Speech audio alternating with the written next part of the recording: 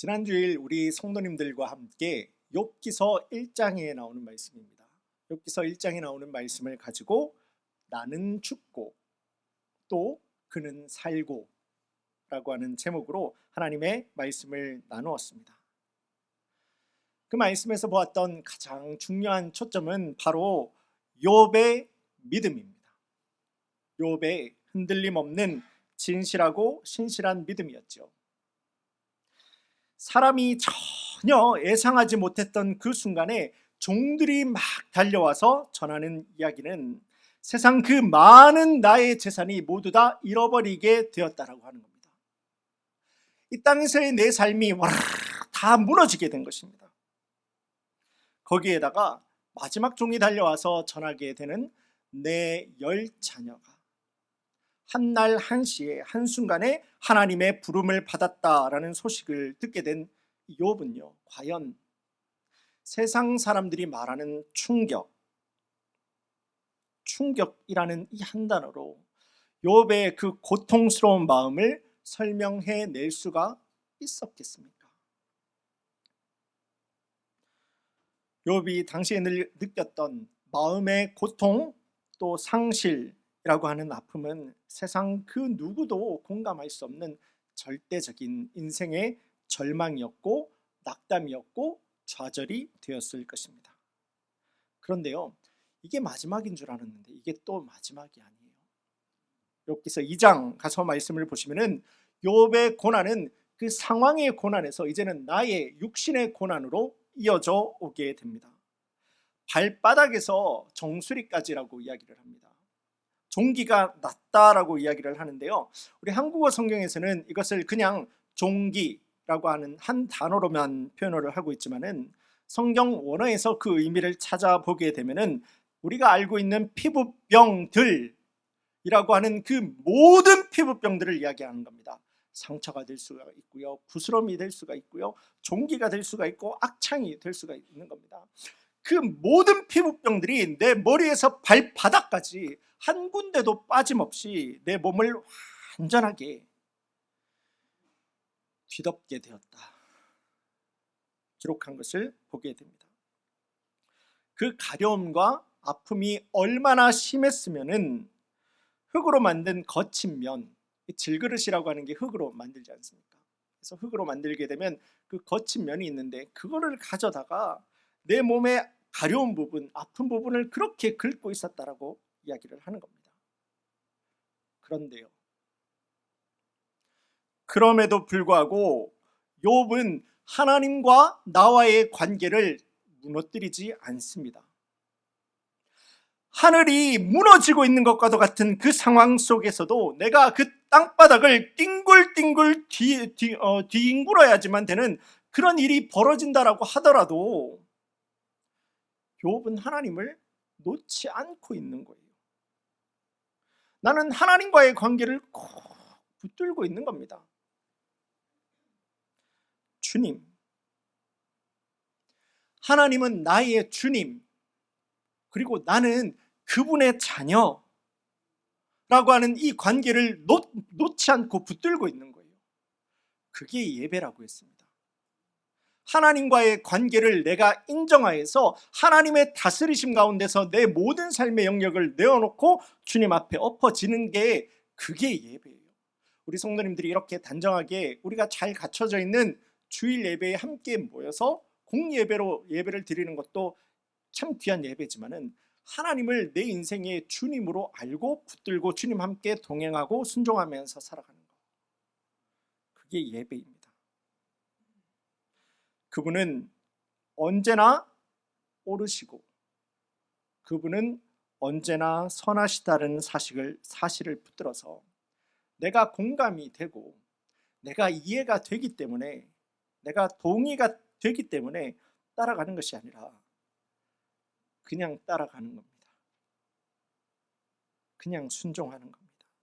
바로 그때 결국은 하나님의 뜻을 이루어 가시는 아버지 하나님의 그 귀한 은혜와 역사가 믿음의 욥을 그렇게 붙들어서 인도하신 것과도 같이 동의가 아니라 순종으로 주님 앞에서는 하나님의 그 자녀를 붙들어서 하나님의 도구로 역사해 버리시는 거죠. 오늘도 사랑하는 우리 성도님들과 함께 주님 앞에 귀한 주일 예배를 드리게 됩니다.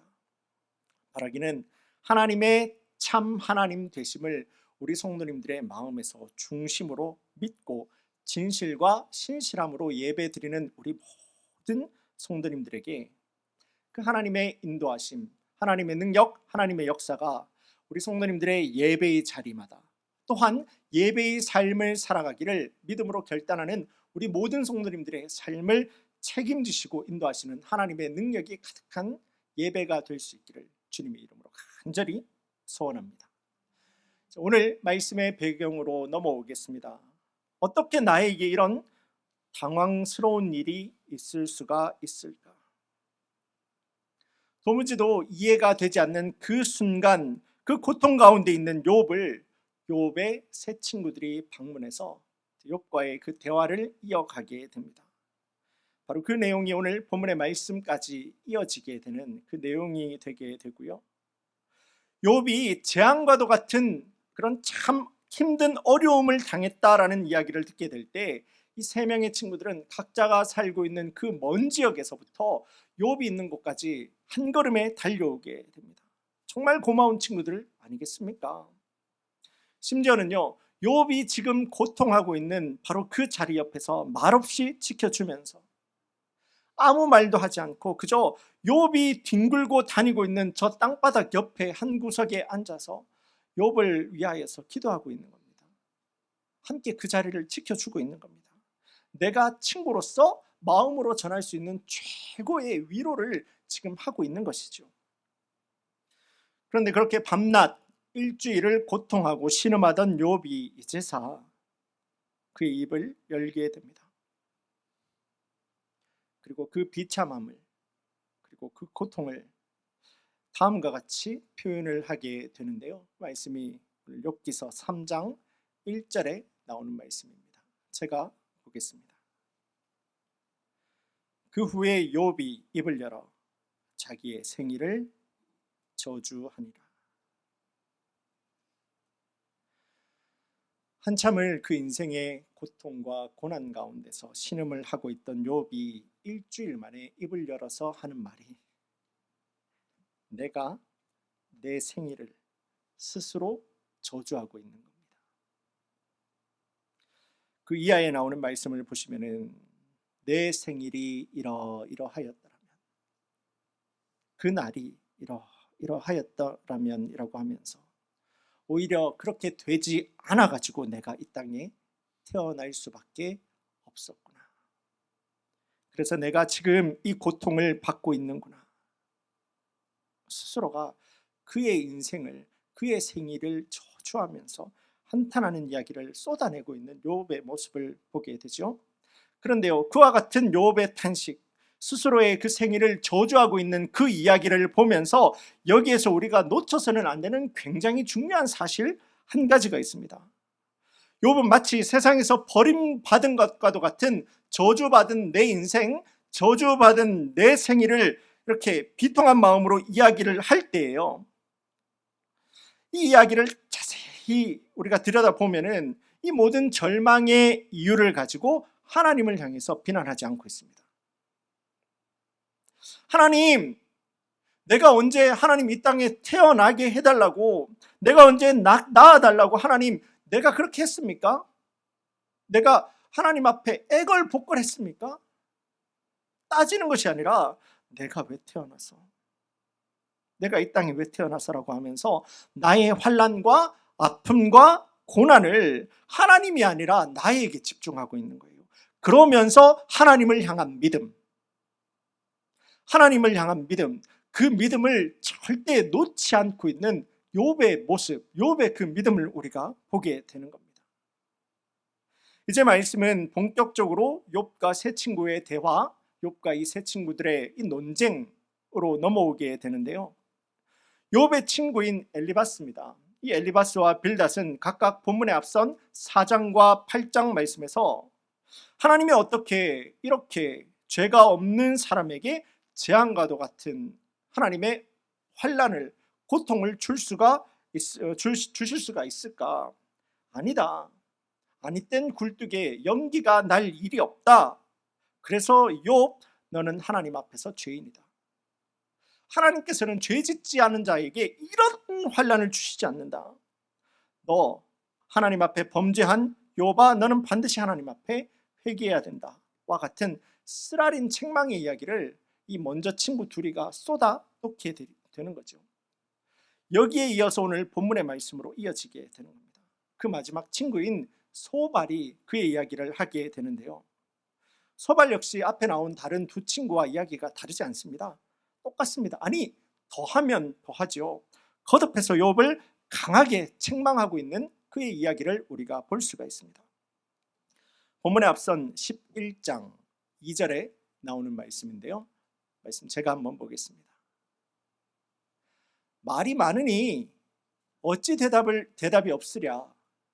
말이 많은 사람이 어찌 의롭다함을 얻겠느냐 라고 하지요. 이 말은요, 욥아, 이같이 지금 네가 볼 때에도 정말 너의 눈에도 정확하게 보이는 이 고난은 너를 향한 하나님의 진노이고 너를 향한 하나님의 재앙이고 심판인 것이 분명한데, 그래서 그 재앙 중에 있는 너에게 우리가 훈계해 주려고, 너를 가르쳐 주려고 우리가 이렇게 먼 길을 와서 충고해 주고 있는데, 너는 어찌 우리가 해주고 있는 이 충고를 받지 않고 너는 어떻게 자꾸 죄 없다라고만 이야기를 하고 있느냐?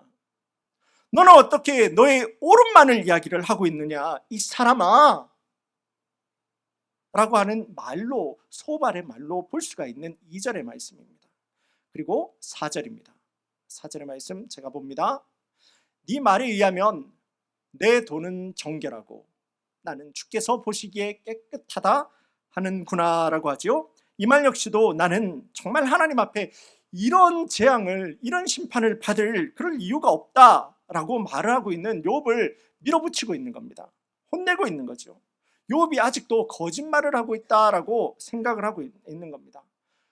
여기에서도 그치지 않습니다. 이제 오늘 본문의 7절입니다. 7절 말씀. 네가 하나님의 오묘함을 어찌 능히 측량하며 전능자를 어찌 능히 완전히 알겠느냐 라고 합니다.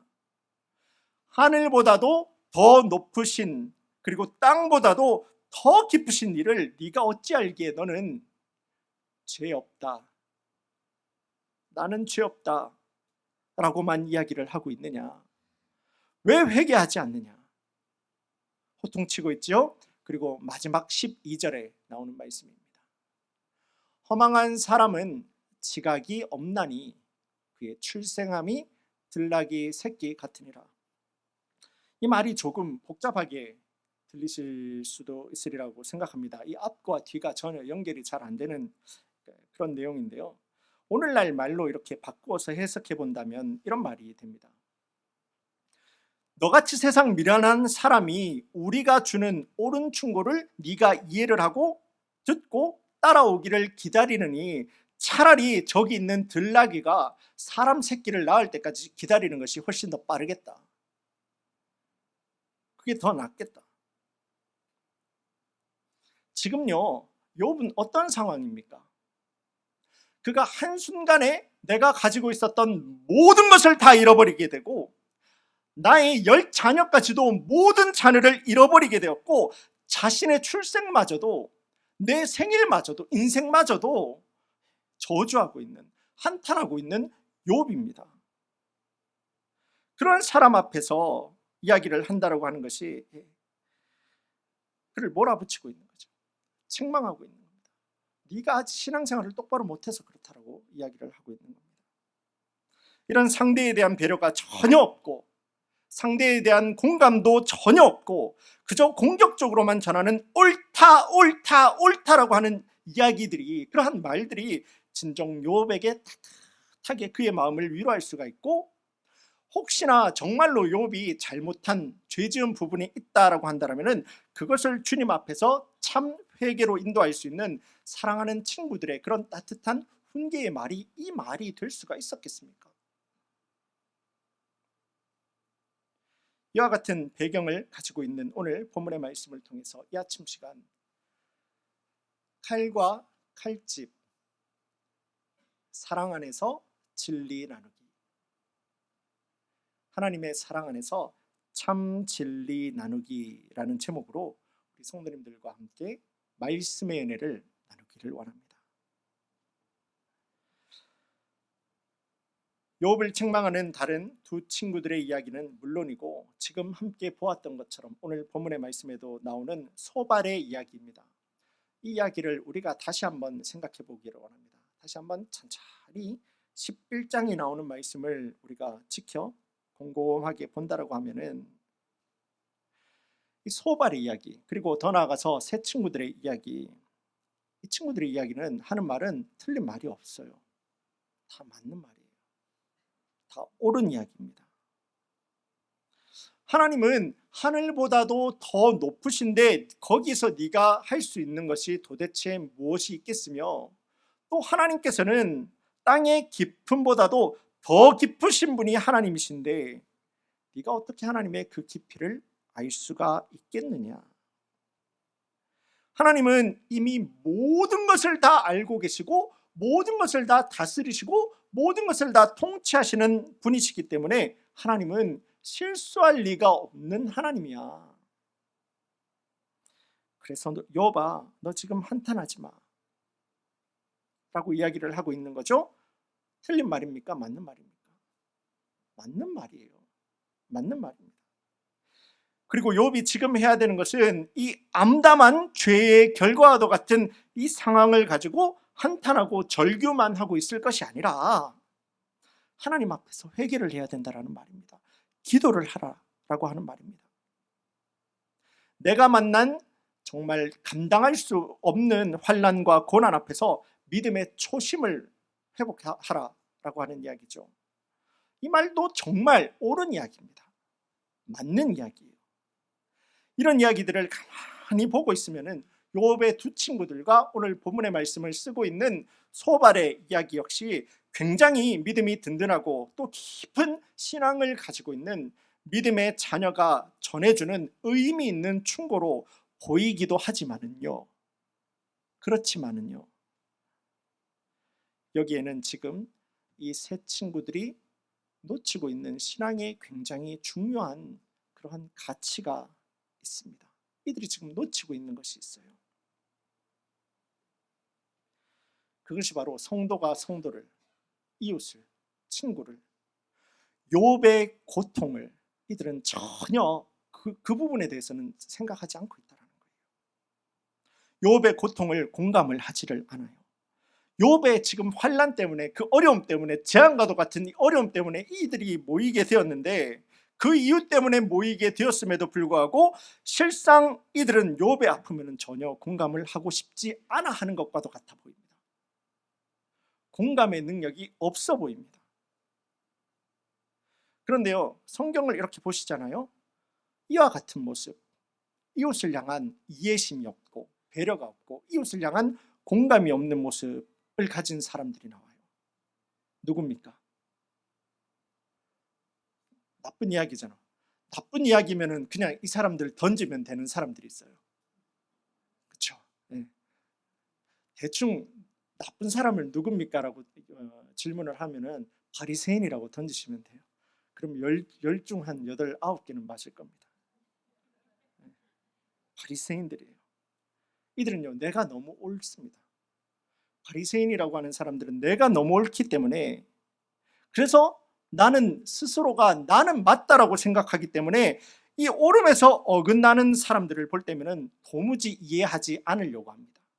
도무지 공감하지 않으려고 하죠. 그들을 멀리 밀어내려고 합니다. 정죄하려고 합니다. 사람의 현실과 그 사람의 아픔을 내가 헤아리려고 하기보다는 그 사람의 연약하고 부족하고 죄된 부분에만 집중을 하면서, 실상은 그 사람은 필요한 그 부분이 이것인데 이러한 부분들은 그냥 지나쳐버리고 또 무시해버리게 되죠. 오히려 그 앞에, 그 고통 중에 있는 사람 앞에 정말로 날카로운 칼날과도 같은 충고만을 내뱉어버리는 사람들이 바로 바리새인들입니다. 너 신앙생활 그렇게 하면 안 돼. 너 그렇게 하면 안 돼. 회개해. 이러한 말들에 어떻게 죄되고 연약한 사람들을 회복하고 변화시켜가지고 예수님을 닮은 제자로 인도해낼 수 있는, 그렇게 영혼을 품을 수 있는 사랑이 정말 이러한 모습 가운데서 어떻게 그 사랑이 전해질 수가 있겠습니까?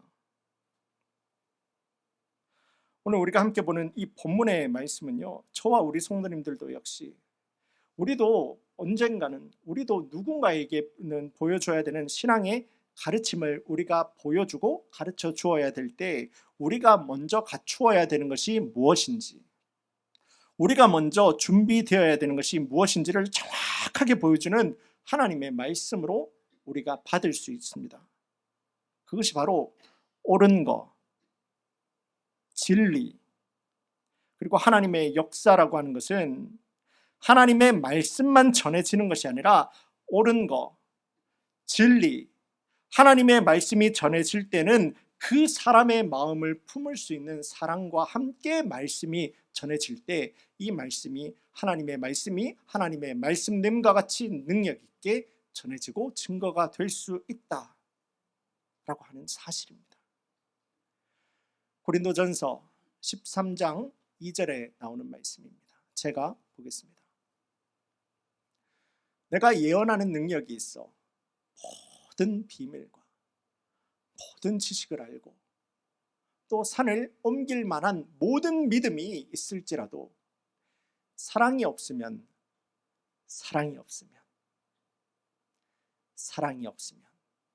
내가 아무것도 아니요.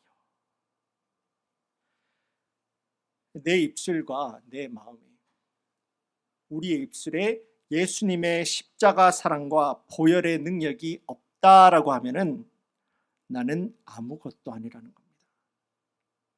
내가 사랑이 없는 그리스도인이 되었다라고 하면은 나는 헛것이라고 하는 겁니다. 헛방 그리스도인이라고 이야기를 하고 있는 겁니다.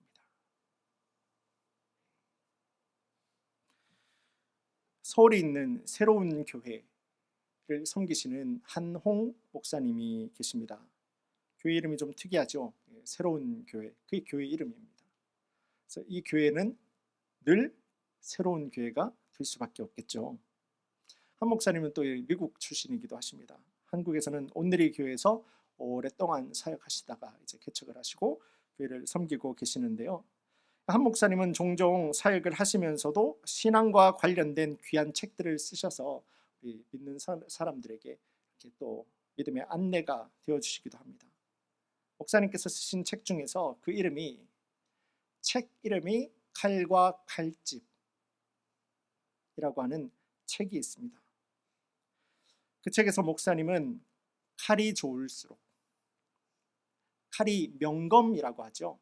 칼이 명검일수록, 칼이 좋을수록 칼이 좋은 것과 함께 그 칼을 보관할 수 있는 칼집이 반드시 좋아야 된다라고 하는 것을 강조하십니다.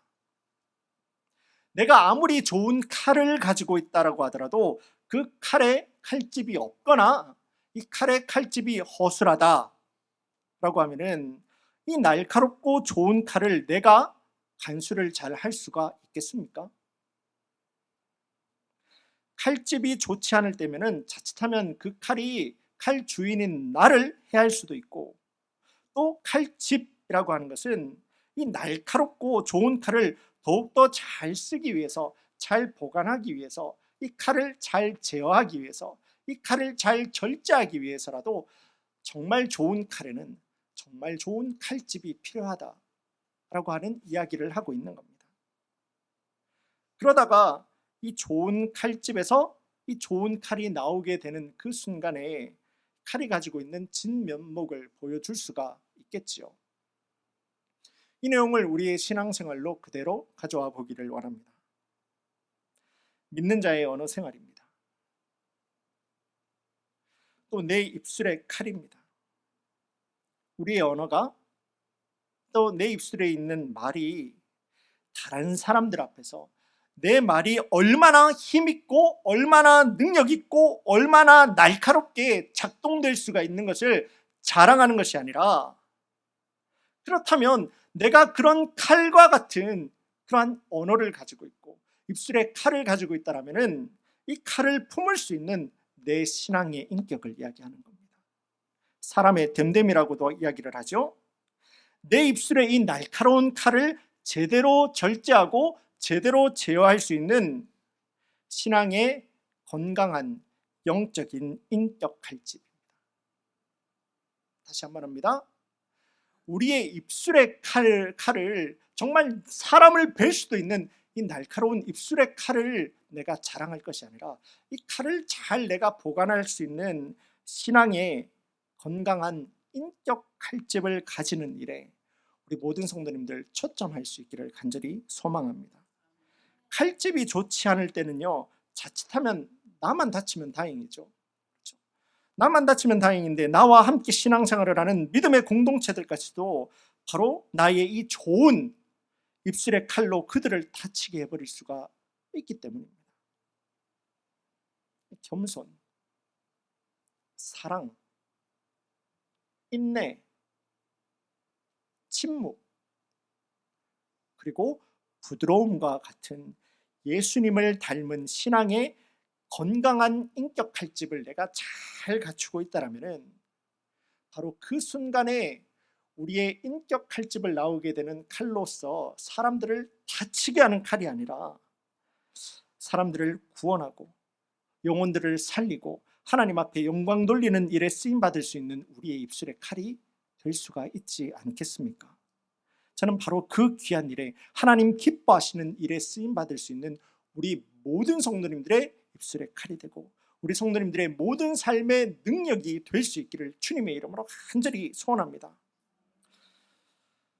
제가요, 이제까지 이렇게 사역을 해오던 교회들 가운데서 정말 들었던 무서운 말 하나가 있는데요, 그것이 나는 틀린 말은 안 해. 나는 절대 목사님 틀린 말은 안 해요 라고 이야기를 하는 성도님을 만날 때입니다. 나는 내 중심을 너무 잘 지키는 사람이라서 내 말에는 틀림이 없다라는 거예요. 나는 거짓은 또 이야기를 안 한다라는 거예요. 비록 내 말이 좀 거칠지언정, 요 단서는 꼭 들어가더라고요. 비록 내 말이 좀 거칠지언정 그래도 그 말은 옳고든 것이기 때문에 나는 주의를 돌아보지 않겠다는 겁니다. 던지겠다라는 거예요. 말을 쏟아내겠다라는 거예요. 그래서 내 속만 시원해지면 된다라고 하는 거예요. 왜냐면 나는 옳은 말을 이야기했기 때문에.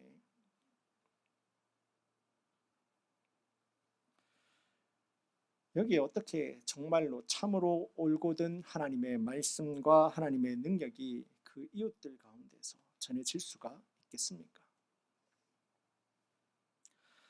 벌써 몇 달이 지났는데요, 우리 성도님을 통해, 우리 교회 성도님입니다. 우리 교회 성도님을 통해서 제가 간증을 들었던 이야기입니다.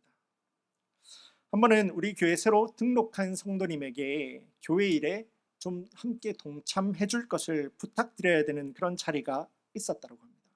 내가 연장자죠. 그리고 내가 훨씬 더 교회를 먼저 일찍 다녔던 그런 사람입니다. 그렇다고 하더라도 새 가족에게 이제 본지 얼마 되지 않는 그 새 가족에게 무언가를 요구해야 되는 그 마음의 부담감이 있지 않았겠습니까? 그래서 이 일이 어떻게 될까? 혹시나 거절하시게 되면 나는 어떤 말로 이분을 놓지 않을까? 그 여러 가지 상황들을 생각하면서 준비하면서 이 새로 오신 가족에게 다가갔다라고 합니다. 그래서 이런 사역에 함께 동참했으면 좋겠습니다. 조심스럽게 부탁드렸다라고 하는데요. 글쎄 이 부탁을 받게 된 이 새 가족분이 뒤도 돌아보지 않고 이렇게 대답했다고 합니다. 네, 순종하겠습니다. 그러니까 마음에 여러 가지 생각을 가지고 다가가셨던 이분이 더 놀라시게 되는 거죠. 바로 그 순간 신앙생활의 중요한 사실 한 가지를 깨달아 버리게 되는데요. 그것이 바로 신앙생활에서는 성도들끼리, 믿는 자들끼리 나눌 수 있는 말의 힘이라는 것이 있구나.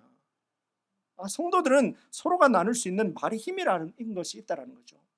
건강한 신앙생활입니다.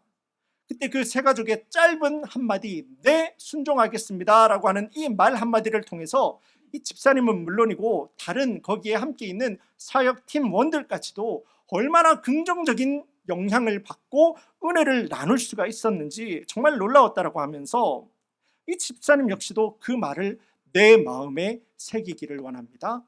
네, 순종하겠습니다. 그런데요, 이게 바로 우리 라스베가스 커뮤니티 교회입니다. 이것이 주님께서 붙들어서 인도하시는 우리 믿음 공동체의 오늘의 모습입니다. 함께 신앙생활을 하는 다른 성도님들의 마음까지도 내가 먼저 헤아려서 내 입술을 스스로 다스릴 줄 알고 그 상황과 그 어려움에 처해 있는 것을 내가 먼저 공감하고 내가 먼저 이해를 해서 겸손한 말과 사랑의 인내와 십자가의 순종으로서 서로가 서로를 붙드는 겁니다. 서로가 서로를 붙들어주고 밀어주고 당겨주고 또 뒤에서는 그렇게 따라가는 거죠. 그렇게 신앙의 아름다운 건강한 놀라운 간증들이 믿음 공동체 안에서 넘쳐나게 만들어가는 겁니다. 바로 이것이 우리 커뮤니티 교회의 비전, 예수님의 제자가 되어서 성령의 열매 맺는 교회, 성령의 열매 맺는 성도가 된 것 아니겠습니까?